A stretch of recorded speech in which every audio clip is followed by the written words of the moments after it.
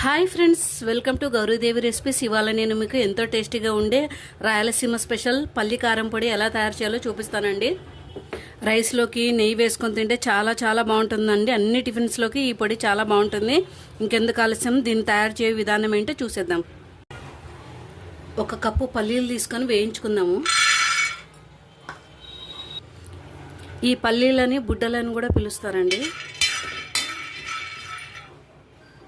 వేగినాయండి. ఇప్పుడు రోట్లోనే ఈ పల్లీలను వేసుకొని దంచుకుందామండి.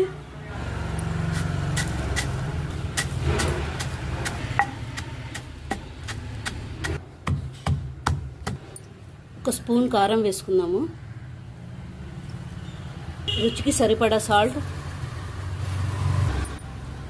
వేసుకొని దంచుకుందాము. ఒక 4 వెల్లుల్లి రెబ్బలు వేసుకుందాము.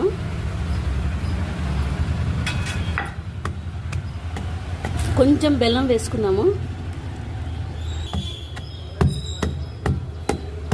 ఇలా వేసుకొని బాగా మెత్తగా నూరుకోవాలి. ఇలా దంచుతుంటే చాలా మంచి స్మెల్ వస్తుందండి. పల్లి పొడి రెడీ అయిందండి. ఒక ప్లేట్లోకి తీసేసుకుందాము. ఇలా మెత్తగా దంచుకోవాలి. చాలా టేస్ట్గా ఉంటుందండి పల్లి పొడి.